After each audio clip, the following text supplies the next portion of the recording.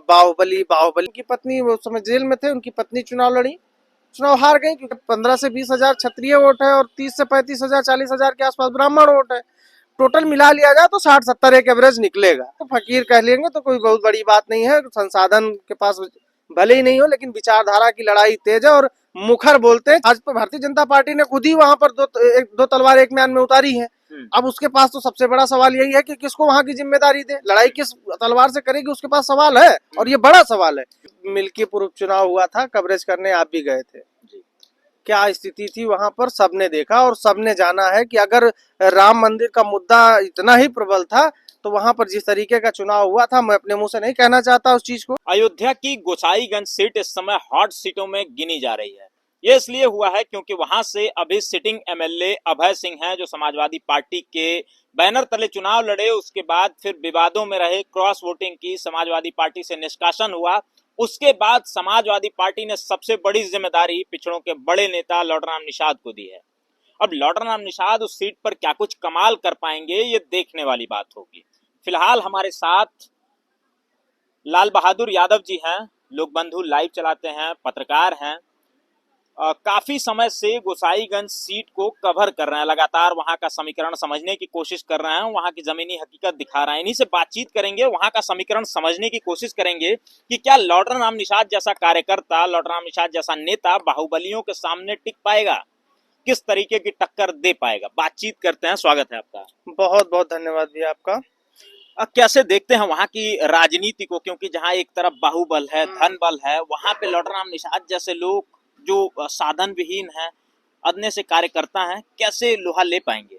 देखिए, अगर बात की जाए गोसाईगंज विधानसभा सीट की तो मैं जहां तक मैं समझ पा रहा हूं कि 2008 के परसीमन में उसका गठन हुआ। अगर उसके पहले आप बात करेंगे तो वहां पर पीडीए के ही रहे, जो अभी पीडीए अखिलेश यादव नारा दे रहे हैं, चाहे वो परशुराम यादव जी रहे हों या फिर सीताराम निषाद जी रहे हों, तो वो कहीं ना कहीं वही विधायक हुआ करते थे, समाजवादी पार्टी से ही हुआ करते थे। उसके बाद 2012 में वहां से समाजवादी पार्टी के विधायक अभय सिंह हुए। उसके बाद 2017 में वहां भारतीय जनता पार्टी से विधायक खब्बू तिवारी जी हुए। उसके बाद फिर 2022 के चुनाव में वहां पर समाजवादी पार्टी के सिंबल पर अभय सिंह विधायक हुए। तो अगर कह लिया जाए तो पिछले 30-40 साल में वहां पर समाजवादी पार्टी ही रही है। अच्छा, कहा जाता है कि वहां अभय सिंह, खब्बू तिवारी, इन लोगों का दबदबा माना जाता है, एक तरीके से वर्चस्व है। उस वर्चस्व को क्या तोड़ने में लौटराम निषाद सफल हो पाएंगे? देखिए, अगर कहा जाए जो बाहुबली बाहुबली कहा जाता है, मुझे तो नहीं लगता है कि कोई ऐसा लोगों का ऐसा है। अच्छे नेता है दोनों लोग, दोनों बढ़िया नेता है, बड़े चेहरा है। खब्बू तिवारी जी ब्राह्मण समाज के और बड़े चेहरा अभय सिंह है क्षत्रिय समाज के बड़े चेहरा है। देखिए, राजनीतिक जो वहाँ की विपक्ष पक्ष की अपनी अपनी राय हो सकती है, लेकिन अगर बात की जाए वहाँ के नेताओं की तो दोनों कोई ऐसा नहीं कहा जा सकता कि बाहुबली है, दबंगई है, ऐसा नहीं है। हाँ, वर्चस्व की लड़ाई जरूर रही है वहां पर। ठाकुर ब्राह्मण के बीच में वर्चस्व की लड़ाई देखने को आपको मिली 2012 से ही, क्योंकि कभी 2012 में खब्बू तिवारी बसपा से चुनाव लड़े थे और जो है समाजवादी पार्टी से अभय सिंह चुनाव लड़े थे। तो ये चीजें वहां पर है। और 2017 के चुनाव में वहां से खब्बू तिवारी को जीत मिली तो कहीं ना कहीं भाजपा की लहर चल रही थी। उसके बाद 2022 में आपने देखा होगा कि उनकी पत्नी उस समय जेल में थे, उनकी पत्नी चुनाव लड़ी, चुनाव हार गई क्योंकि वहां पर समाजवादी पार्टी के जिस तरीके से पीडीए का फार्मूला अखिलेश यादव जी ने दिया है, वो सीट ही पीडीए फार्मूले पे फिट बैठती है। अगर बात करें, कहने की बात है कि वहां पर अगर मान के चलिए 15 से 20 हजार क्षत्रिय वोट है और 30 से 35 हजार 40 हजार के आसपास ब्राह्मण वोट है। टोटल मिला लिया जाए तो 60-70 एक एवरेज निकलेगा और उसके बाद तो सारे पीडीए के ही वोट हैं।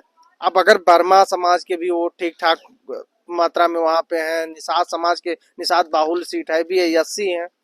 और जिस तरीके से समाजवादी पार्टी के राष्ट्रीय अध्यक्ष जी ने वहां पर चौधरी लौटराम निषाद जी को जिम्मेदारी दी है, वहां सबसे बड़ी बात यह है, वहां पे सबसे बड़ा फैक्टर समाजवादी पार्टी का यह काम करेगा कि लोगों को उन वर्चस्ववादी उन तरीके के जो कैंडिडेट हुआ करते थे और जो वर्चस्व की लड़ाई लड़ा करते थे, उनसे छुटकारा चाहिए, जो अभी तक दिख रहा है।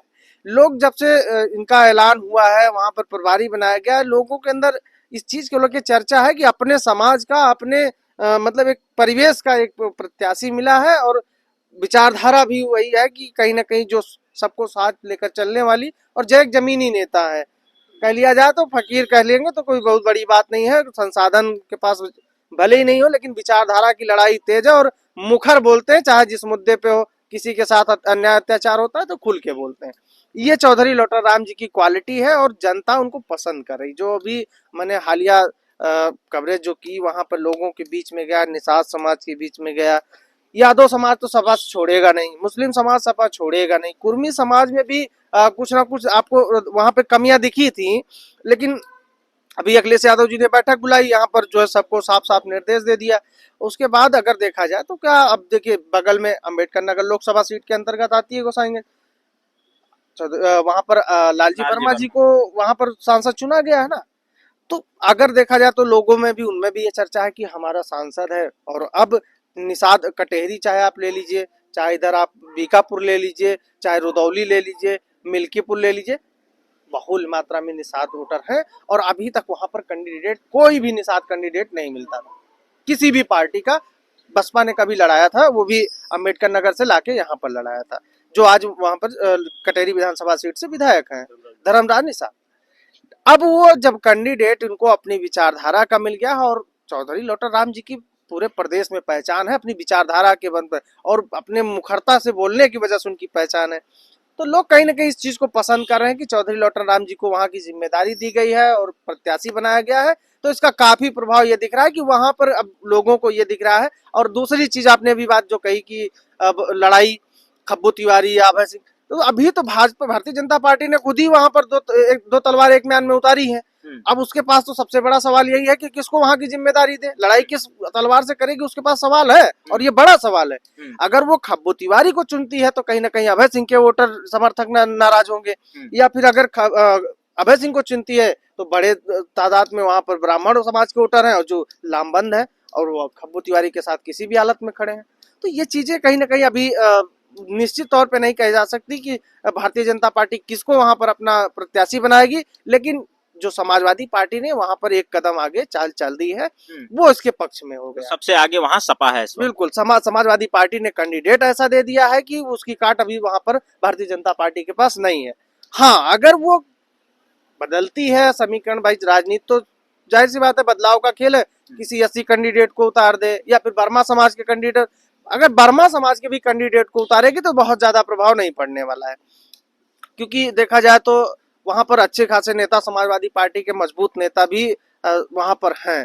तो ऐसा कोई अभी हमको तो नहीं दिख रहा है। और जो जनता का मानना है, जनता साफ तौर पे ये दिखाई दे रहा है जनता के बीच में, खासकर अति पिछड़ी जातियों में और दलितों में, यादव लामबंद है, वो सपा छोड़ के जाना नहीं है, उसको सबको पता है। हाँ, कुछ अपवाद तो अलग हो सकता है। बाकी अगर बात की जाए मुस्लिमों की तो रहेंगे रहेंगे, बाकी अन्य जातियां जैसे लोहार है, कुहार है, बढ़ई है, तमाम ऐसी बिरादरियां हैं, मौर्या हैं, कनौजिया हैं, ये सब अच्छा, भारतीय जनता पार्टी का एक और फैक्टर निकल करके आता है कि ये राम मंदिर के शिलान्यास के बाद से पहला विधानसभा का चुनाव होगा, तो क्या उसका भी कुछ प्रभाव रहेगा? हिंदू मंदिर के नाम पे एकजुट होंगे, एकजुट होकर के भारतीय जनता पार्टी को वोट देंगे, या उसमें भी कुछ फुटमत है? आपने देखा होगा अभी मिल्कीपुर उपचुनाव हुआ था, कवरेज करने आप भी गए थे, क्या स्थिति थी वहां पर, सबने देखा और सबने जाना है कि अगर राम मंदिर का मुद्दा इतना ही प्रबल था तो वहां पर जिस तरीके का चुनाव हुआ था, मैं अपने मुंह से नहीं कहना चाहता उस चीज को, लेकिन जिस तरीके के वहां के हालात थे और जिन हालातों में वहां चुनाव हुआ है वो जग जाहिर है। उसके पहले बात करें, वहां पर अभी राम मंदिर इनोग्रेशन के बाद ही 2024 का इलेक्शन हुआ था, आपके सामने परिणाम है। वहां के जो है अवधेश प्रसाद जो है लल्लू सिंह को हरा के सांसद चुने गए, और मामूली वोटों से नहीं, 55-60 हजार वोटों से चुनाव जीते हैं। तो कहीं ना कहीं वो फैक्टर तो नहीं काम करेगा। दूसरी चीज, आपने इतिहास देखा होगा, चाहे वो बाबरी मस्जिद गिराए जाने का मामला हो, या फिर जो है राजीव गांधी द्वारा वहां के ताला खुलवाए जाने और शिलान्यास के बाद हो, तो उसके बाद से कहीं ना कहीं इसका प्रभाव नहीं दिखा है। कुल मिला के ऐसा है कि गोसाईगंज की जनता अपने परिवेश का प्रत्याशी देख रही थी, और वो मिल गई है, क्योंकि भाई दोनों, चाहे वो खब्बू तिवारी हो चाहे वो अभय सिंह हो, दोनों लोगों के समाज के कितने वोट वहां पे हैं, ये भी तो फैक्टर काम करता है। अब उस अगर वो 15,000 से 20,000 वोट वाले वहां से विधायक बन रहे थे तो समाजवादी पार्टी के सिंबल पे ही बन रहे थे, और 2 बार विधायक चुने गए, और तब परिस्थितियां और भी अलग थी, आज तो और भी अलग है, क्योंकि अब वो भारतीय जनता पार्टी के सत्ता में आने के बाद लोगों को जो दिख रहा है, महंगाई से लोग त्रस्त हैं, भ्रष्टाचार से, तहसीलों में जिस तरीके के भ्रष्टाचार है आप देख लीजिए, वहां पे इस चीज का फैक्टर कोई काम नहीं करने वाला। सीधे सीधे तौर पे वहां पर बात पीडीए की थी, और पीडीए का ऐसा प्रत्याशी वहां पर दे दिया गया जिसकी कार्ड अभी भारतीय जनता पार्टी के पास कुछ नहीं है। चलिए ठीक है, हमारे साथ लाल बहादुर जी थे, इनसे बातचीत हो रही थी। फिलहाल माना जा रहा है कि लॉर्ड राम निषाद को वहां से प्रत्याशी बनाना यह अखिलेश यादव की एक बड़ी रणनीति का हिस्सा है, और ये एक ऐसी रणनीति है जिसका कार्ड भारतीय जनता पार्टी के पास नहीं है। फिलहाल अब देखना दिलचस्प होगा वहां के चुनाव में, क्योंकि उनके सामने जो प्रतिद्वंदी हैं वो अभय सिंह और खब्बू तिवारी हैं, जिनका काफी अच्छा वहां प्रभाव और दबदबा रहा है। उस दबदबे को कैसे तोड़ेंगे, गढ़ कैसे तोड़ेंगे और लॉर्ड राम निषाद कैसे विजय हासिल करेंगे, देखना दिलचस्प होगा। फिलहाल अब मिलते हैं आपसे अगली वीडियो में।